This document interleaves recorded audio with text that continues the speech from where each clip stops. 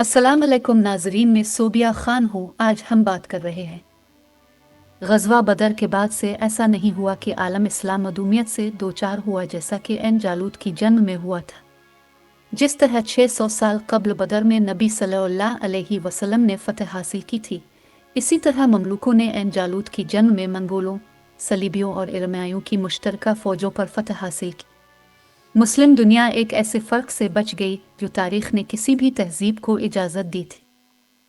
जैसा कि मंगोलों ने हंगरी और पोलैंड को ज़ेर करने के बाद वस्ती यूरोप से वापसी की, ये ईसाई ताकतों पर वाज़े हो गया कि मगरबी यूरोप महफूज है। काउंसिल ऑफ लियोन 1245 में उन्होंने मुसलमानों के खिलाफ मंगोलों के साथ इत्तेहाद करने का फैसला किया। 1246 में जान डी पिलनो कारपेनी की क़यादत में एक वफ़द मंगोल के दारुल हुकूमत कराकरम पहुंचा और अजीम खान कीविक से नुमाइंदगी की। कीविक के दो वज़ीर ईसाई थे और जान का खैर मुकद्दम किया गया। एक डोमिनिकन पादरी एनसलिम के तहत दूसरा वफ़द 1247 में भेजा गया। फ्रांस के बादशाह लुइस ने 1253 में विलियम ऑफ रूब्रुकेस की क़यादत में तीसरा वफ़द भेजा था। आर्मीनिया के बादशाह हैटन ने अपनी नुमाइंदगी की और 1254 में कोरकोरम का सफ़र किया। मंगोलों के लिए ईसाइयों की कोशिशों का नतीजा निकला और उन्हें फ़ौजी मदद के वादों से नवाजा गया। बड़े शहरों में ईसाई आबादी को बचाया गया, यहाँ तक कि मंगोलों ने मुसलमानों को कत्ल करना जारी रखा। मिसाल के तौर पर, जब बगदाद को तबाह किया गया और ज़मीन पर खींचा गया, बगदाद की ईसाई आबादी मकामी कैथेड्रल के नीचे जमा हुई और बच गई। बगदाद को तबाह करने वाले हलूगों की कई बीवियां थीं, जिनमें से दोकूस खातून, एक नस्तूरी ईसाई, इसकी अहम बीवी थी। ईसाई अपनी इब्तिदाई कामयाबी पर इतने मशहूर हुए कि पोप अलेक्जेंडर चहारुम ने 1260 में हलूगों को ख़त लिखा, इस खुशी का इजहार करते हुए कि मुअख्खर ज़िक्र को मसीही अकीदा कबूल करने का फ़ैसला किया गया।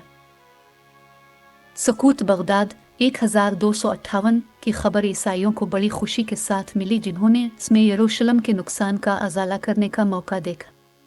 ये इस दौर में था जब फातिमी कातिलों ने एक वफ़द इंग्लिस्तान के हेनरी III के पास भेजा और इससे मंगोलों से उनकी हिफाजत के लिए मदद तलब की।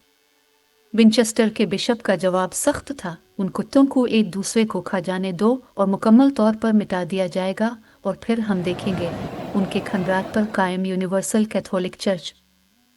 ईसाई मंगोल महवर ने मुस्लिम इलाकों के खिलाफ अपनी जारहियत जारी रखी। जबकि मंगोलों ने एशिया को तबाह किया, सलीबियों ने मशरकी बहेरा रूम और शुमाली अफ्रीका पर अपने हमले जारी रखे।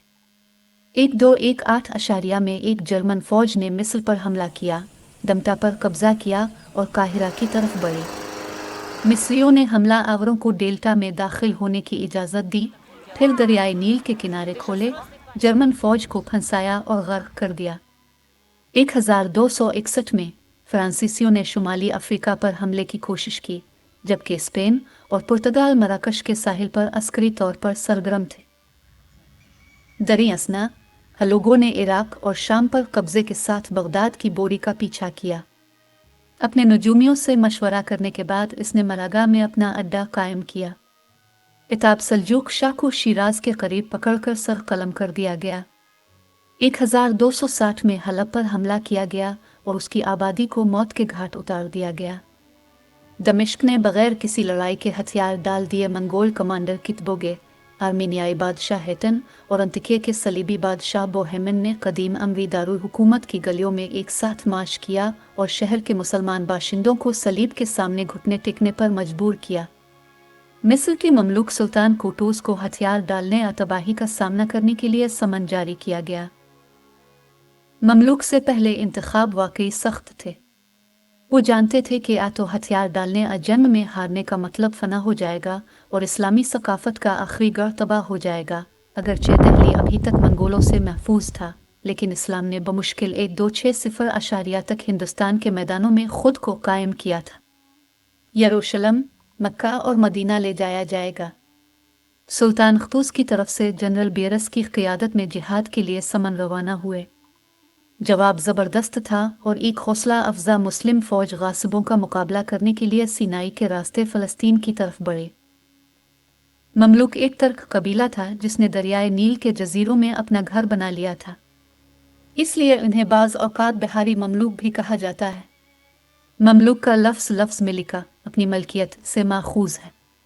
9 और 10वीं सदी के दौरान दरियाए वोल्गा आज के रूस में और बुहेरा कैस्पियन के आसपास गुलामों की तिजारत तेज़ थी। वाकिंग्स स्वीडन इस तिजारत के लिए बुनियादी गाड़ियाँ थीं। 9 और 10वीं सदियों में वाकिंग्स बुहेरा बाल्टिक के अर्ध गिर्द साम्राज्यी ताकत थे। उन्होंने आज रूस और जर्मनी के साथ साथ बुल्कान की सलावी सरजमीन पर भी छापे मारे, गुलामों को पकड़कर यहूदी और मुसलमान ताजिरों को बेच दिया। इन गुलामों को तुर्क सुल्तानों ने गोद लिया था, जो अक्सर शाही घरानों की शहजादियों से शादी करते थे और ख़ुद हुक्मरान बनते थे। इस तरह इस्लाम की बालादस्ती ने गुलामों को बादशाहों तक पहुंचा दिया। 13वीं सदी में मिस्र और हिंदुस्तान दोनों पर ममलूक गुलाम ख़ानदानों की हुकूमत थी। की फ़ौजें सितंबर 1261 में एन जालूत के मकाम पर नासरुत के करीब मंगोलों, सलीबियों और इरमाइयों की मुश्तरका फ़ौजों से मिले।